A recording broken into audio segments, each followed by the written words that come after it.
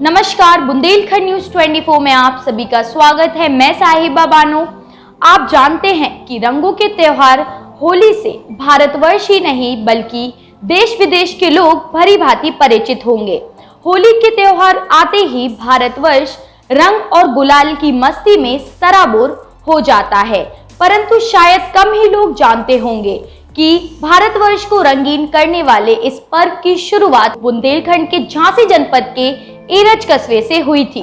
हमारे चैनल को अभी तक सब्सक्राइब नहीं किया है तो इसे सब्सक्राइब करें। बगल में बनी हुई घंटी जैसी आकृति को दबाएं, जिससे आप हमारा हर वीडियो सबसे जल्दी देख पाएं।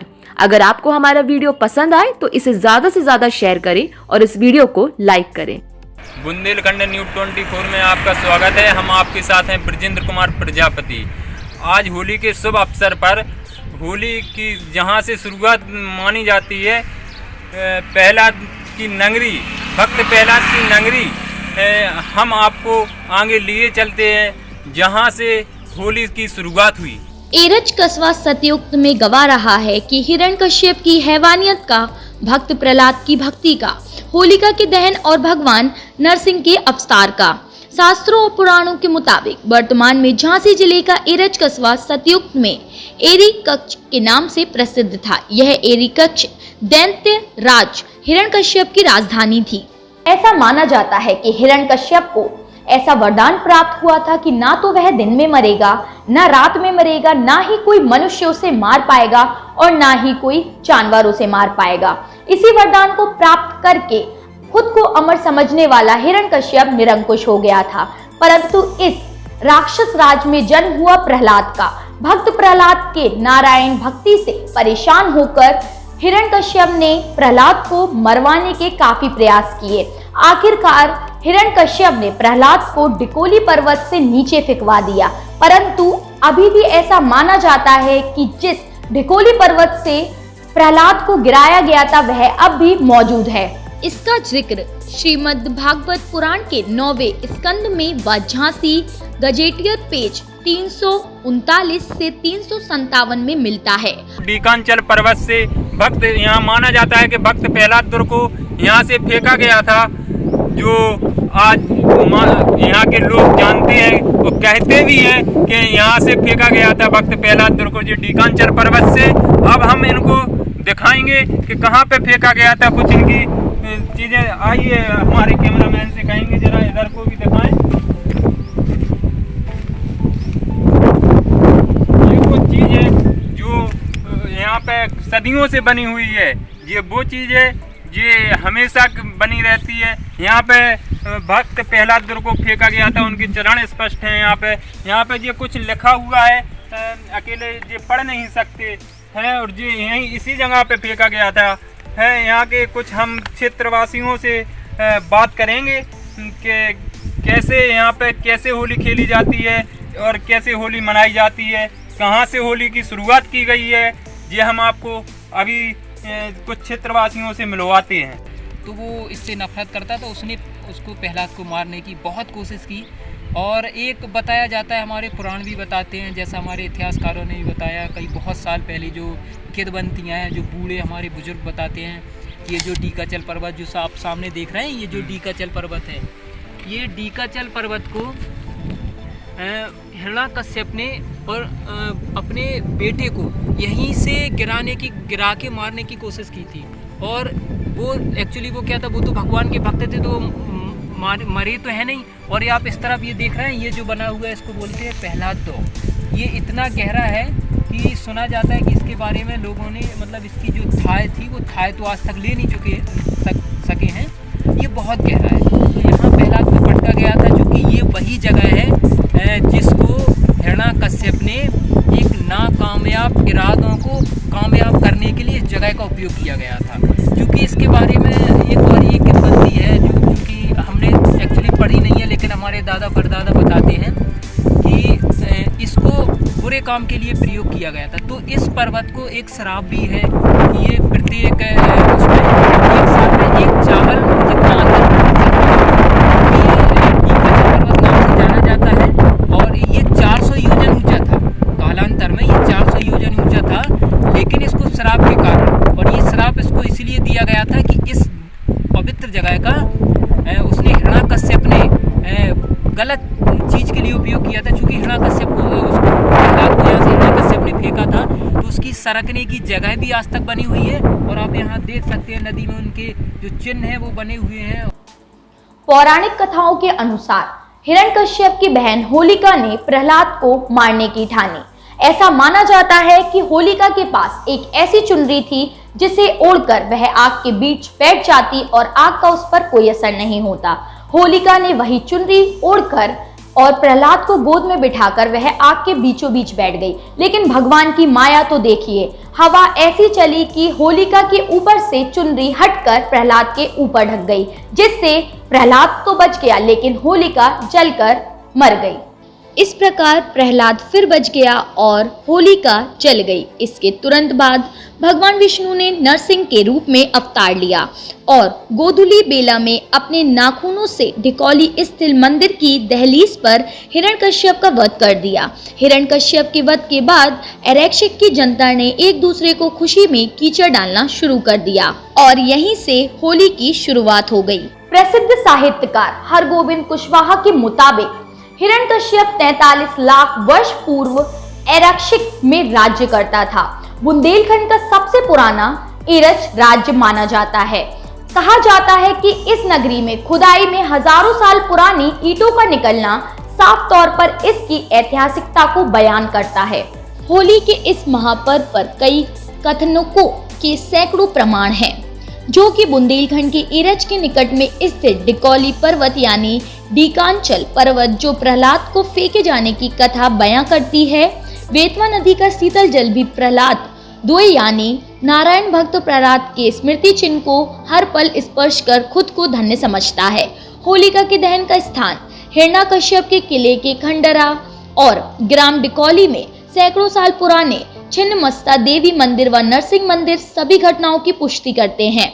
इसके साथ ही हजारों साल पुरानी प्रहलाद को गोद में बिठाए होलिका की अद्भुत मूर्ति शायद इस ग्राम डिकौली की गाथा बयां करने के लिए ही खुदाई में मिली है। क्या आप जानते हैं कि कीचड़ की होली की शुरुआत किस तरीके से हुई थी? जैसे दुनिया में काफी लोग नहीं जानते कि होली की शुरुआत झांसी क्षेत्र से हुई, इसी प्रकार कई लोगों को जानने में हैरानी होगी कि कीचड़ की होली की शुरुआत हिरण्यकश्यप की मृत्यु के बाद एरच की जनता ने राजा की मृत्यु का शोक मनाया और एक दूसरे को राख लगाने लगे। हमारे संवाददाता ब्रजेंद्र कुमार प्रजापति ने एरच के लोगों से बात की। आइए जानते हैं इस बात को लेकर उनकी क्या राय है। अब हम पहुंच चुके हैं जहां होली के कुछ औचक तत्व जुड़े हैं, जहां होलिका माता को जलाया जाता था, जहां अब यहाँ के कुछ और भी ग्राम वासियों से हम बात करते हैं कि यहाँ कैसा क्या है और कितनी प्राकृतिक चीज़ें यहाँ पे बनाई गई हैं, क्या क्या है इसका उद्देश्य। सर आपका नाम? सर मेरा नाम पंकज कुमार गुप्ता है, क्योंकि मैं आपसे पहले भी मिल चुका हूँ यहाँ के होली से जुड़े हुए तथ्यों को लेकर। अब मैं आपको ये बताना चाहता हूँ कि सर ये जो हमारा ये आप जो खंडहर देख रहे हैं, ये जो खंडहर बना हुआ है ये बहुत साल पुराना है।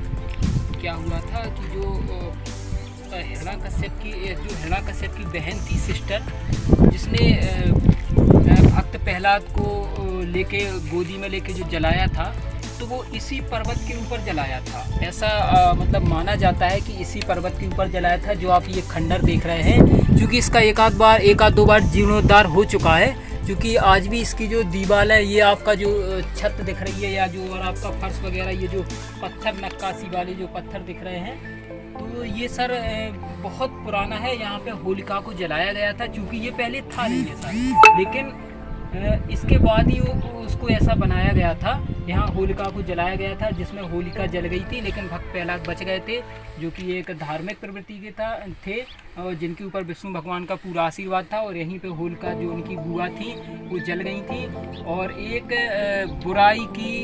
बुराई का नाश हुआ था और एक अच्छाई की जीत हुई थी। और आज हम लोग वहीं पे ये जो आप नीचे देख सकते हो, या फिर यहाँ पे जो बेतवा नदी यहाँ देख सकते हो, हम लोग बहुत काफ़ी ऊंचाई पे हैं। यहाँ पे हवा भी बहुत तेज़ चल रही है और ये धूप भी बहुत तेज़ है। और इसके नीचे से जो आप दाएं साइड देख रहे हैं, यहीं से भक्त प्रहलाद को फेंका गया था हिरण्यकश्यप के द्वारा। जब वो यहाँ से जब उसको वो नई मतलब जो हिरण्यकश्यप था वो उनको प्रहलाद भक्त को मारने में नाकामयाब हुआ, तो उसने जलाने के बाद नाकामयाब हुआ, तब उसने यहाँ से उसको फेंकवाया था, लेकिन भक्त प्रहलाद फिर भी बच गए थे। बस तब जब ये होलिका दहन की परंपरा हमारे यहाँ तभी से आई है, क्योंकि हम ऐसा नहीं कह सकते कि हमारे यहाँ, क्योंकि हम ऐसा कह सकते कि ये पूरे भारत में जहाँ भी ये चीज़ मनाई जाती है वो सब यहीं से उसकी शुरुआत हुई है। चाहे देश विदेश, हमने तो ऐसा सुना है कि विदेशों में भी लोग होली मनाते हैं, तो वो सब केवल इसी पवित्र भूमि और इसी तपोस्थल भूमि जो कि विष्णु भगवान की नगरी, पहले जो भक्त प्रहलाद की नगरी, विष्णु भगवान की नगरी, और जो हिरण्यकश्यप के अधिग्रहण में थी, ऐसा कुछ माना जाता है, वो सब यही वाला क्षेत्र है। यहीं से होली का उद्भव हुआ, जो कि हम लोग सदियों से मनाते चले आ रहे हैं। क्योंकि अगर हम लोग इसका इतिहास देखते हैं, क्योंकि अभी कुछ चैनल वाले भी यहाँ थे, वो इसका इतिहास के बारे में थोड़ी सी कह रहे थे, तो हमने तो जो आधुनिक इतिहास इसका पढ़ा है, तो सर थोड़ा सा यहाँ चलिएगा। यहाँ पे छाया है, यहाँ तो काफ़ी धूप है और हम लोग बहुत ऊंचाई पे, इसका तो अनुमान तब नहीं समझ पा रहा हूँ कि ये कितनी ऊंचाई है। यहाँ पे चिलचिलाती धूप है सर, यहाँ पर खड़े हो रहे थे थोड़ा सा। तो सर इसका मैं आपको थोड़ा सा इसका इतिहास बता देता हूँ, क्योंकि यहाँ से मैं अच्छी तरह से परिचित हूँ, क्योंकि युवा हूँ, लेकिन अपने दादा परदादाओं से जितना सुना है तो उसके बारे में आपको बता देता हूँ सर। क्योंकि हमने ऐसा सुना है कि जो हमारा आधुनिक इतिहास है, जो हमारा इतिहास भी बताता है कि जो हमारा होली का त्यौहार है जो हम लोग मनाते हैं, तो ये जो ईसा मसीह के जन्म के कई सदियों पहले से हम लोग इसको मनाते चले आ रहे हैं। और आपने ये जो हमारा जैमिनी का इसका जो होली का वर्णन है, जो जैमिनी का हमारा पूर्व मीमांसा है, कथक करके कोई जो ग्रंथ हैं और कथक सूत्र है, उनमें भी इस होली का वर्णन है, इस पवित्र होली का वर्णन है। और सर इसका थोड़ा सा हम इतिहास देख लेते हैं, तो हमने जो इतिहास के बारे में जितना सा इसका पढ़ा हुआ है, क्योंकि उद्भव तो इसका यहीं से हुआ है, और फिर इतिहासकारों ने इसके बारे में जो कुछ बताया है, तो हम इसको ऐसा कह सकते हैं कि प्राचीन जो हमारे मंदिर रहे हैं, क्योंकि ये हमारा बहुत जो हमारी एरच नगरी है वो पुरातत्व विभाग के अंतर्गत आती है, और इसमें बहुत ढेर सारे मंदिर जिनकी मैंने खुद ही देखा हुआ है, खुद जाके इनमें खुदाई होती है तो बहुत ढेर सारी चीज़ें मिलती हैं। तो मैं ये इसके बारे में बताना चाहता हूँ कि इसमें जो पहले यहाँ पे मंदिर होते थे और आज भी कई जगह मंदिर हैं, तो वहाँ पे जो मंदिर की दीवारें होती हैं सर, तो उसकी मंदिर की दीवारों पे होली के चित्र बने हुए हैं।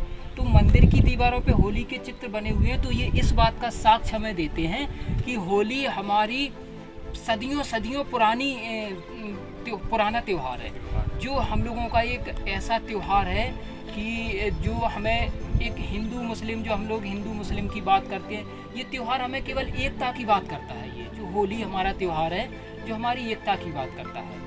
तो सर हमें ये त्यौहार बहुत ही अच्छा लगा, क्योंकि हम तो होली दीपावली मनाते हैं और कई त्यौहार मनाते हैं, होली भी मनाते हैं। ये तो हमारे मतलब हिंदू मुस्लिम भाई बहनों सबके लिए ये एकता का प्रतीक है, जो हमें इस प्रसिद्ध क्षेत्र और इस तीर्थ नगरी ने हमें दिया है।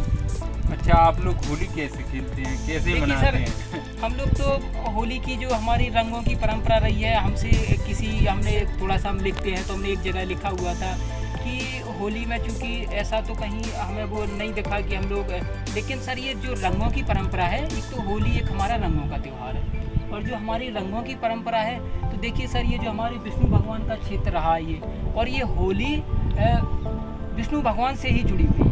तो विष्णु भगवान के अवतार थे कृष्ण भगवान, तो कृष्ण भगवान ने जो होली खेली है, उन्होंने केवल रंगों का उपयोग किया है उसमें, और उसको बड़ा प्रेम का प्रतीक माना है, रंगों का उसमें उपयोग किया। इसलिए हम लोग कृष्ण के बाद के पहले के तो है नहीं, तो जब हमारे पूर्वज जो हमारा कन्हैया था जिसने रंगों का उपयोग किया, तो हम लोग भी आज रंगों का उपयोग करते हैं, और बहुत उत्साहपूर्वक, बहुत भाईचारे के साथ, बहुत उल्लास के साथ हम लोग होली मनाते हैं। इसलिए हमें बहुत अच्छा लगता है, ऐसा त्यौहार हमें लगता है कि पूरी दुनिया में कहीं नहीं है जो हमारे एरच की ऐतिहासिक नगरी ने पूरे भारत को दिया, क्योंकि हम तो ऐसा कहेंगे कि पूरे विश्व को दिया।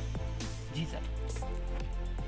तो ये थे हमारे साथ पंकज गुप्ता जी, तो इन्होंने बताया कि एक होली एक पर्व है, हमारे यहाँ से चालू हुई ये होली, और चालू होके हिंदू मुस्लिम को एक करने वाली जो होली में खेलते हैं, हम लोग भाईचारा मनाते हैं। तो इन्होंने ये बताया कि ये सब हम लोग एक हैं।